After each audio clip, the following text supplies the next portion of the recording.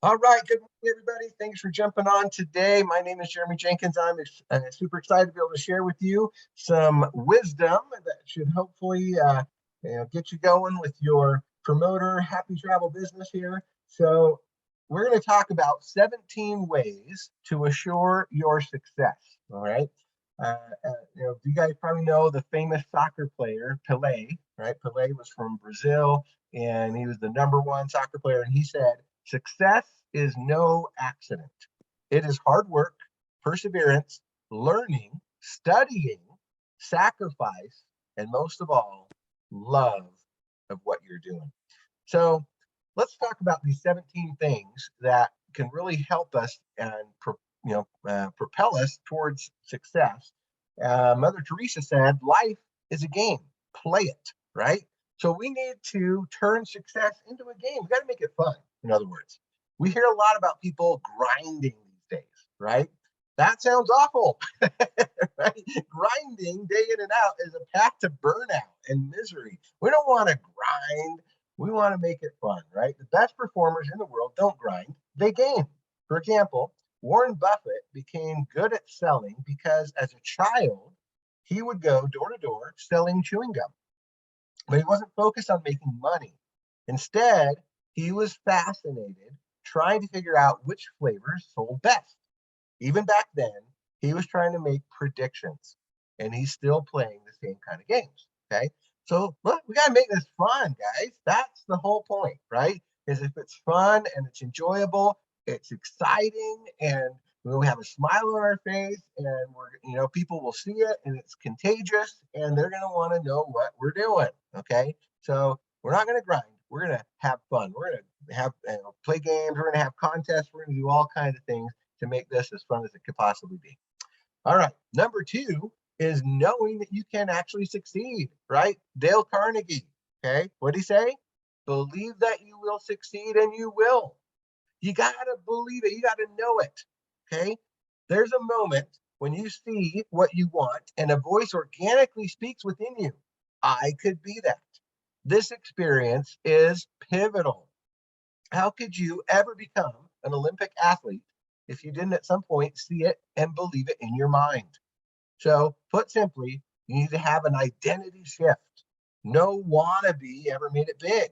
At some point, they either gave up on their dream or they stopped being a wannabe, right? We're going to get this, guys. It's going to happen. All right. Number three is to stop hiding it, right? What other people think of you is none of your business. Okay? Don't worry about what the others say. If you want to remain mediocre at something forever, keep it to yourself. If you want to become extremely successful, then openly share your dreams with your loved ones. Harmonious passion is about living an integrated rather than a compartmentalized life. The more aligned you become on who you are, the more congruent all areas of your life will be. Moreover, the more honest you are with the person you intend to be, the more support and love you'll get from friends and family. They'll also hold you accountable to your dreams and goals if they see you not making progress, right? So don't hide it. Right? Let the world know what we're doing. All right. Number four is to create a vision that actually works, right? So if you create your vision, then you go beast mode to achieve it, right? So what is your vision?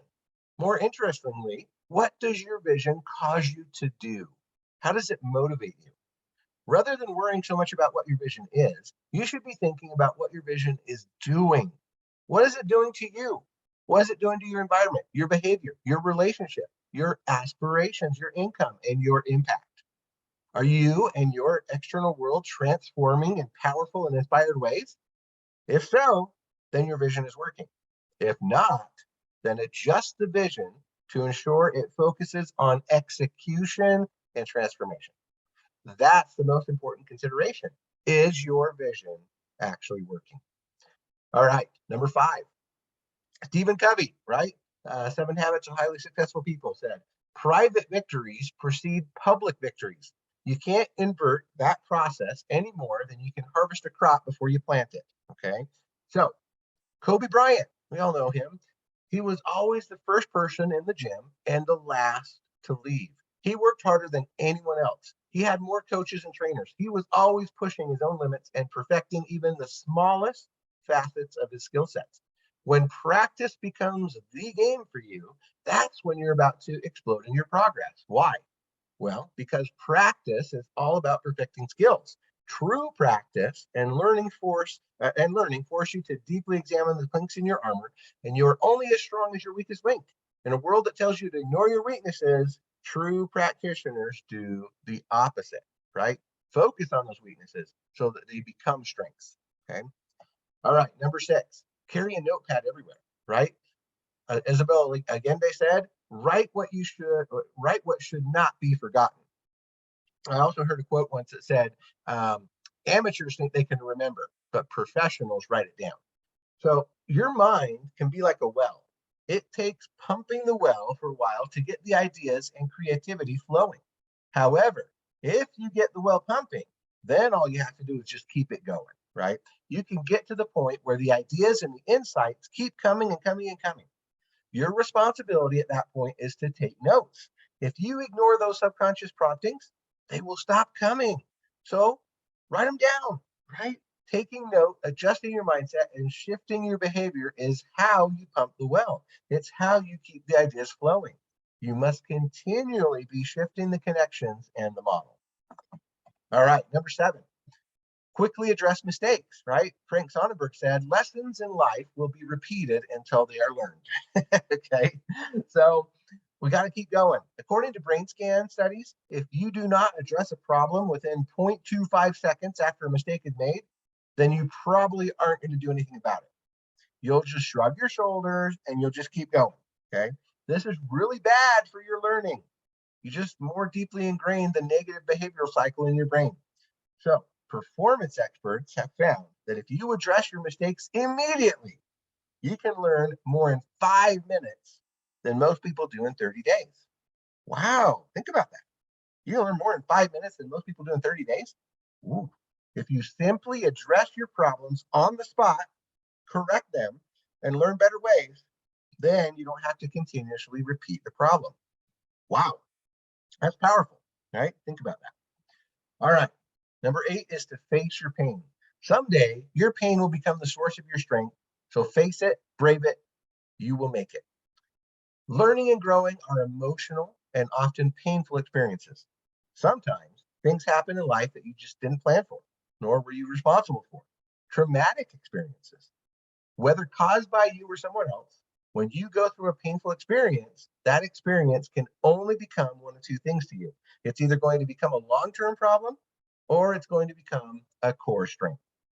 When you experience a powerfully emotional experience, you experience what is known as a refractory period, which is your psychological response to an experience. That period should ideally be short, but often people don't cope well with experiences. So sometimes the refractory period of a certain experience can last for years, but we got to face it.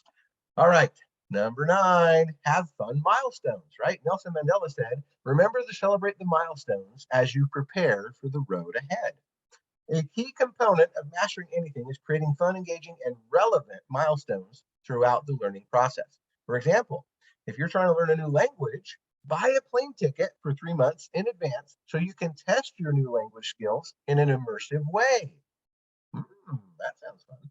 Plan to eat at fun restaurants and to see interesting things. Reward yourself in a way that links directly to what you're trying to master. Ah, cool, huh? Fun milestones, recognition, maybe. All right, number 10, investing big on yourself. You will never go broke for investing in yourself.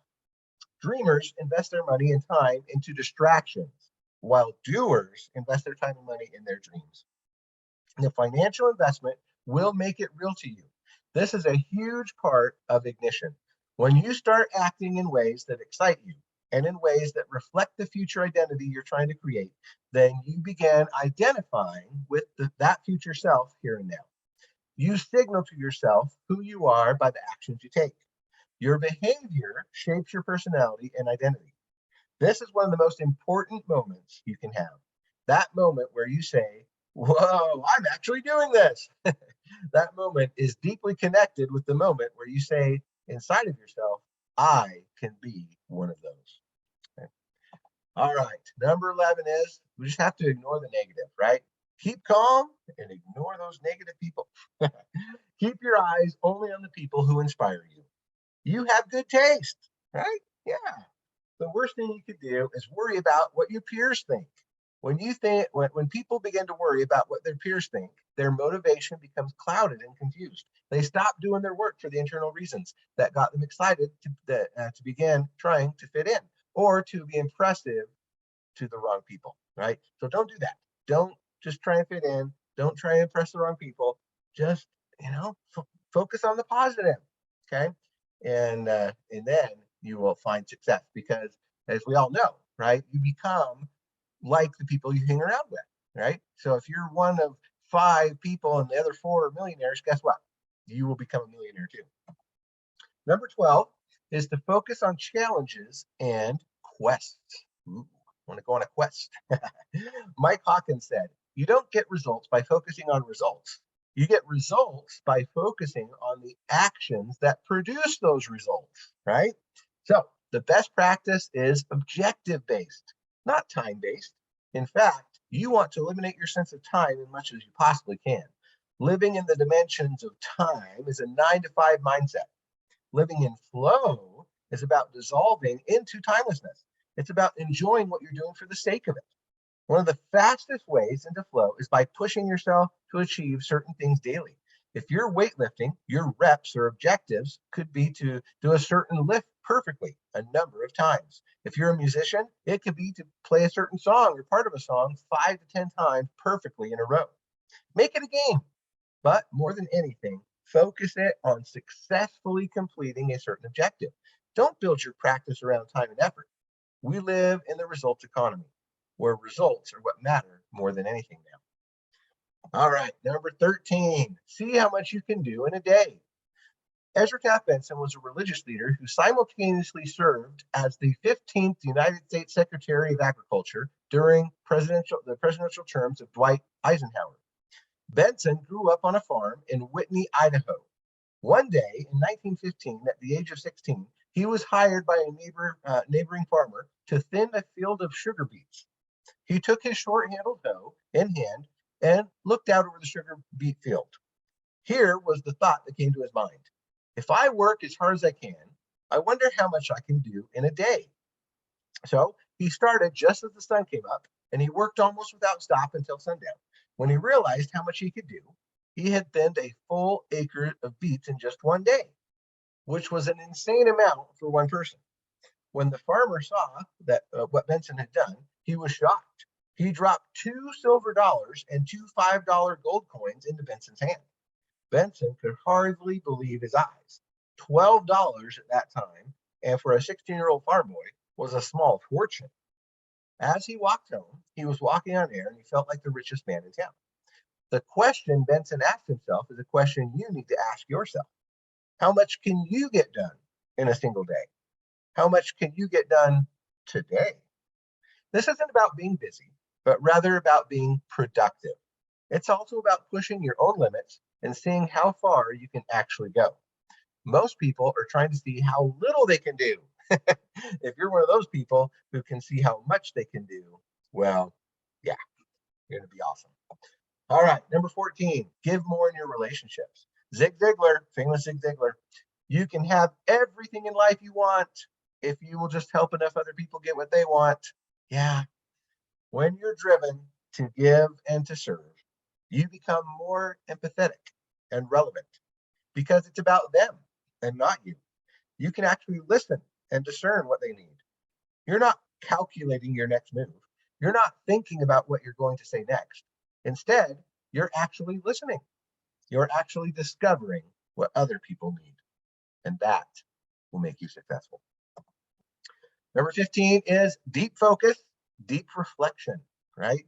We're not going to hustle. We're going to align, okay? Destroy the idea that you have to be constantly working or grinding in order to be successful. Embrace the concept that rest, recovery, and reflection are essential parts of the progress towards a successful and ultimately happy life. Success is not a marathon. Instead, success is a series of sprints. You push yourself beyond your limits, and then you rest and recover. Some sprints may be a week, other sprints may be a few years. Whatever the case, you need periods where you surface from the intensity and reflect on what the heck just happened, right? You get feedback. You open yourself up to trusted friends and mentors. You readjust your path if you need to based on what you've learned and based on the post-reflection process. Recovery, resting, and reflection are essential to becoming brilliant at what you do. If you're not prioritizing these, then you're on a path to burnout. Moreover, if you're not taking time to reflect and recover, there's a good chance you're going the wrong direction without even knowing it. All right, number 16, and never stop learning, right? Peter Cook said, don't believe your own press. So, Wayne Gretzky, we all have heard that name.